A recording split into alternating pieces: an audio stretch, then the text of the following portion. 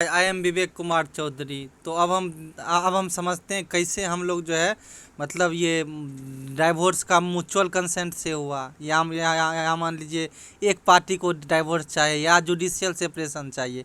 ये तीनों कंसेप्ट कहीं ना कहीं मिले जुले हुए हैं। एक अगर आप पढ़ लीजिएगा म्यूचुअल कंसेंट से डाइवोर्स या मतलब एक पार्टी डाइवोर्स लेना चाहता हो या जुडिशियल सेपरेशन, एक पढ़ लीजिएगा तो आपको तीनों हो जाएगा। तो जो सबसे इम्पोर्टेंट है म्यूचुअल कंसेंट, उससे देखते हैं कैसे मतलब डाइवोर्स मिलता है म्यूचुअल कंसेंट से। तो देखिए सबसे पहले जो म्यूचुअल कंसेंट से जो है डाइवोर्स पिटीशन कैसे होता है। तो देखिए डाइवोर्स पिटीशन में जैसे हम बोला थे पार्ट एक में हमको क्या करना है, सबसे पहले कौन सा आपका पेटिशन है। तो ये पेटिशन किसका है, मतलब डाइवोर्स के लिए म्यूचुअल कंसेंट से। ये जो है कहाँ जाता है, प्रिंसिपल जज फैमिली कोर्ट के पास।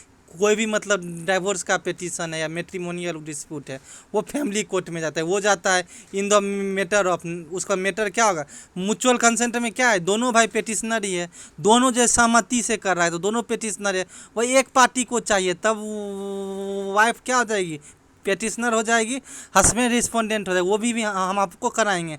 बट इसमें म्यूचुअली चाहिए तो भाई हस्बैंड वाइफ दोनों एग्री हैं, क्योंकि म्यूचुअली में क्या होता है काफ़ी जल्दी डाइवोर्स मिल जाता है, विद इन 1 साल के अंदर तक डाइवोर्स मिल जाता है। वैसे एक पार्टी को चाहिए तो काफ़ी टाइम लग जाता है, 18 मंथ तक के। तो कोर्ट जो है वो चाह देती है। सेक्शन 9 में रेस्टिट्यूशन ऑफ कंजुगल राइट पे, तो मतलब काफ़ी टाइम लग जाता है। तो जो समझदार कपल होते हैं भाई हम साथ नहीं रह पाए तो म्यूचुअली डाइवोर्स कर लो तो ये जल्दी हो जाता है।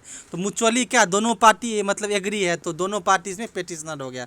उसके बाद हम क्या बताए थे कौन से सेक्शन में होता है, तो ये जो है 13(1) के बी में म्यूचुअली सेक्शन में होता है, मोस्ट रिस्पेक्टफुली सोएत। तो उसके बाद जो है जो आपका फैक्ट उठ है, आपका शादी जो है उस दिन हुआ था, हिंदू मैरिज के हिसाब से हुआ है, उसके बाद दोनों आप हिंदू हैं ये आप लिख दीजिएगा। उसके बाद जो है शादी से पहले जो है दोनों हस्बैंड वाइफ का क्या कहाँ घर था। उसके बाद अभी जो है दोनों म्यूचुअली कर रहे तो दोनों कहीं ना कहीं साथ में रह रहे होंगे, तो अभी जो हस्बैंड वाइफ का क्या एज है, तो दोनों में कहीं ना कहीं 3 साल 3 to 4 ईयर का डिफरेंस मतलब कर दीजिएगा। अगर वाइफ की है तब 23 थी तो अभी 27 है, हस्बैंड का तब 26 था तो अभी 30 है। ये आप लोग मन से एज्यूम कर सकते हैं। मतलब शादी के से पहले जो दोनों का एज क्या था, कहाँ घर था, और शादी के बाद अभी क्या एज है क्या घर है, ये सब कर लीजिए। उसके बाद अगर आपको पेज भरना है तो मतलब कि क्या चिल्ड्रेन है, चिल्ड्रेन की एज क्या है, वो कहाँ किस क्लास में पढ़ता है, मतलब डाइवोर्स के बाद उसका कस्टडी कहाँ होगा वो लिख दीजिएगा। अगर आपको पेज नहीं भरना है तो आप लोग सीधा लिख दीजिएगा देयर इज नो चिल्ड्रेन, मतलब इन दिस डेड लॉक, मतलब शादी के बाद कोई बच्चा अभी तक हुआ ही नहीं है तो वो आप पे है। तो अगर पेज भरना हो तो चिल्ड्रेन का नाम क्या, उसका डेट ऑफ बर्थ है, कहाँ वो मतलब पढ़ रहा या पढ़ रही है, मतलब शादी के बाद उसका कस्टडी किसको मिलेगा, ये से सब लिख दीजिए।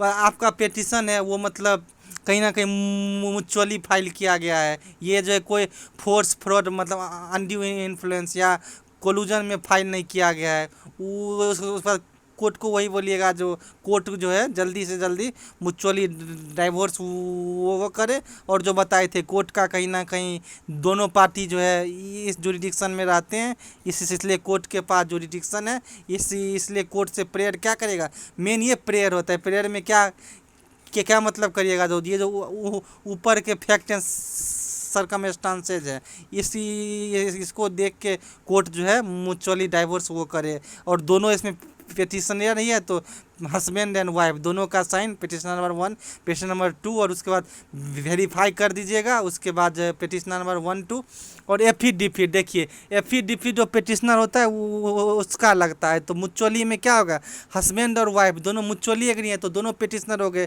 तो इसमें 2 एफिडेविट लगेगा।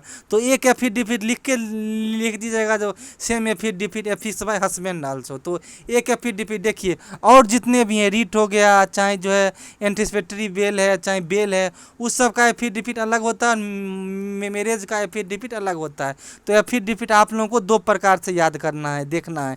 एक जो है उस पार्ट के लिए एंटिसिपेटरी बेल रीट इस सब के लिए अलग एफिडेविट या चेक हो गया, और मैट्रिमोनियल के लिए अलग एफिडेविट। तो इसमें दोनों होगा, हस्बैंड एंड वाइफ दोनों का एफिडेविट लगेगा। तो एक का एफिडेविट लिख दीजिएगा और सेकेंड का लिख दीजिएगा जो same affidavit affix bye husband also, क्योंकि उतना टाइम एग्जाम में होता नहीं है। तो एफिडेविट एफिडेविट कैसे लिखेगा, वही कौन से कोर्ट में है, पेटिशनर नंबर, मतलब पेटिशन दोनों तो इसमें प्लेंटिफ भी है।